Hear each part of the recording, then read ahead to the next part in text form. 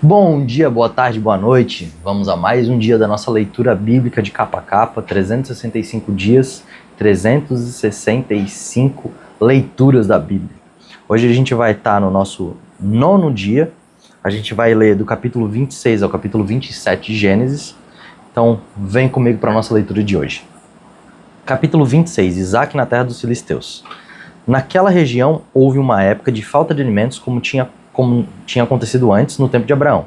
Por isso Isaque foi até a cidade de Gerar, onde vivia Abimeleque, o rei dos filisteus. E ali o Senhor Deus apareceu a Isaque e disse: Não vá para o Egito, fique na terra que eu lhe mostrar. Por enquanto fique morando neste lugar, e eu estarei com você e o abençoarei. Darei aos seus descendentes todas as terras, e assim cumprirei o juramento que fiz a Abraão, seu pai. Farei com que os seus descendentes sejam tão numerosos quanto as estrelas do céu, lhe darei todas as terras por meio dos seus descendentes e abençoarei todas as nações do mundo. Pois Abraão me obedeceu e cumpriu as minhas ordens, e os meus mandamentos, as minhas leis e os meus ensinamentos. Assim Isaque ficou morando em Gerar. Quando os homens do lugar lhe fizeram perguntas sobre sua mulher, ele lhe disse que era sua irmã. Rebeca era muito bonita e Isaque tinha medo de dizer que ela era sua mulher, pois pensava que os homens do lugar o matariam por conta dela. Tal pai, tal filho. Mesmo problema que Abraão tinha, Isaque também teve. Isaque ficou ali muito tempo. Um dia Abimeleque, o rei dos filisteus, olhou para uma janela e viu Isaque acariciando Rebeca, a sua mulher. Então Abimeleque mandou chamar Isaque e perguntou: Ela é sua mulher, não é verdade? Por que você disse que ela era sua irmã? É que eu pensei que me matariam se eu dissesse que ela era minha mulher. Respondeu Isaque. Aí Abimeleque disse: Por que você fez isso? Um de nós poderia facilmente ter ido para a cama com ela, e você teria feito com que a culpa caísse sobre nós. Então Abimeleque mandou a todo o seu povo o seguinte aviso: Se alguém maltratar este homem ou sua mulher, será morto. Naquele ano, Isaque fez plantações ali e colheu 100 vezes mais do que semeou, pois o Senhor Deus o abençoou. Ele foi enriquecendo cada vez mais e se tornou muito rico e poderoso. Isaque tinha tantas ovelhas e cabras, tanto gado e tantos empregados que os filisteus acabaram ficando com inveja dele.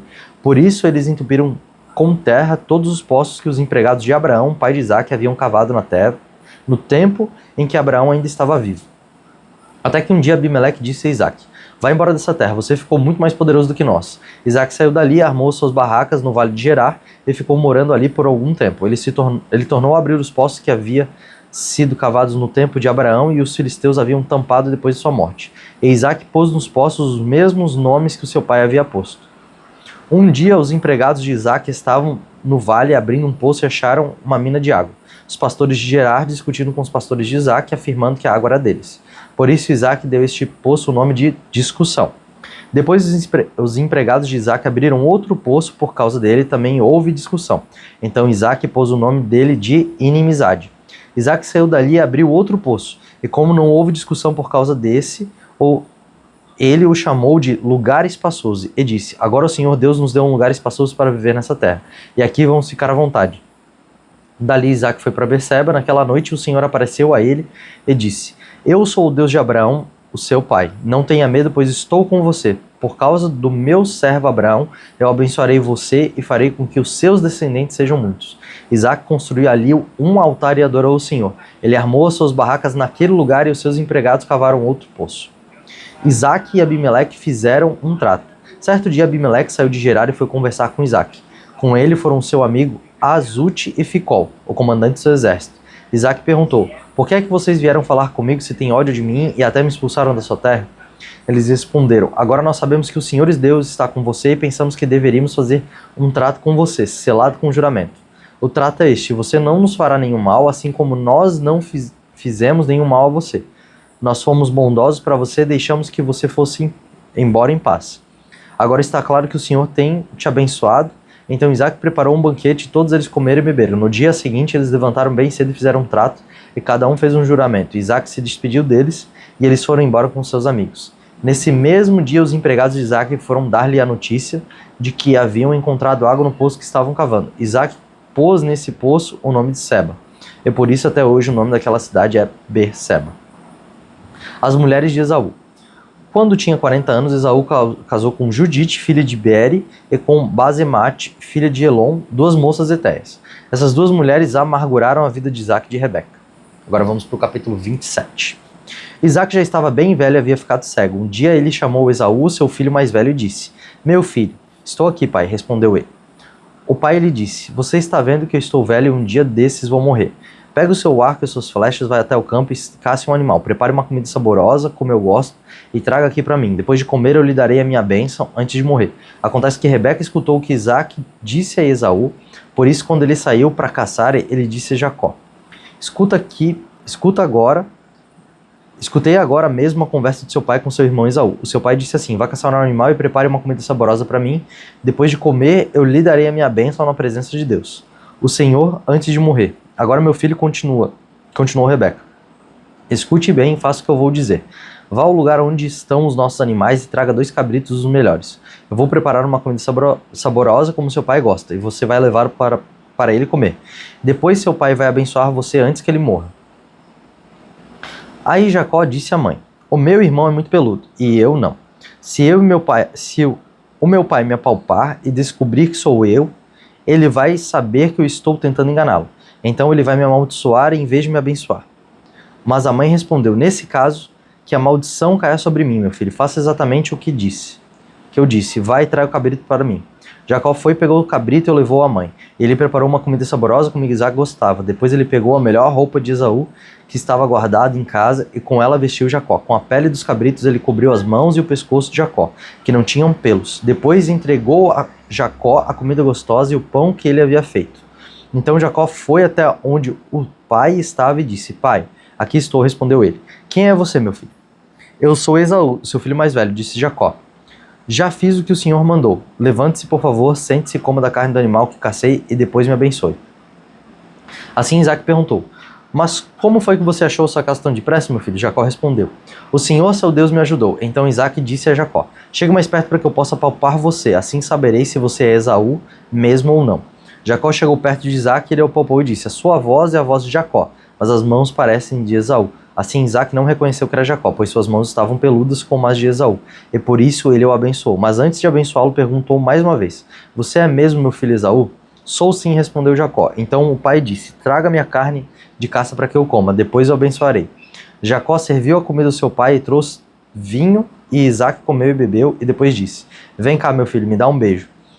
Jacó, chegando perto do pai, o beijou e disse: O beijou. Quando sentiu o cheiro da roupa que Jacó estava usando, Isaac o abençoou e disse: Ah, o cheiro do meu filho é como o cheiro de um campo que o Senhor abençoou. Meu filho, que Deus lhe deu o orvalho do céu, que os seus campos produzam boas colheitas e fartura de trigo e de vinho, que nações sejam dominadas por você, e que você seja respeitado pelos povos.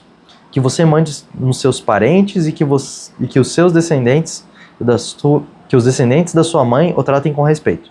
Maldito seja aquele que o amaldiçoarem, e sejam benditos aqueles que o abençoarem. É muito engraçado porque a gente vai ver nessa passagem um certo tipo de paralelo. A gente vai desconsiderar a questão das rixas entre os irmãos e essas coisas, e a gente vai usar simplesmente mera ilustração dessa passagem para a gente entender como que Jesus entrega todas as bênçãos que ele mesmo recebeu do Pai no Novo Testamento. A palavra fala para que a gente se revista de Cristo. E é muito engraçado que a gente pode fazer uma analogia usando esse tipo de coisa, de passagem que a gente está lendo agora, para entender como Deus nos abençoa. Quando a gente se reveste de Cristo e quando a gente se achega perto de Deus Pai, Ele não vai ver a nós, seres pecadores, seres caídos. Ele vai ver as roupas do seu filho, ele vai ver o próprio filho dele. E a semelhança do que aconteceu aqui, nós somos também tratados como filhos de Deus, assim como o filho de Deus o é. E olha só que engraçado, ele abençoou o filho, e nós também somos abençoados através de Cristo Jesus. Não é essa bênção aqui que está sendo pregada no texto, mas a gente é abençoado da mesma forma que Deus Pai abençoou o filho. Porque ele não está mais vendo e não está sentindo o cheiro do filho enganador, sabe?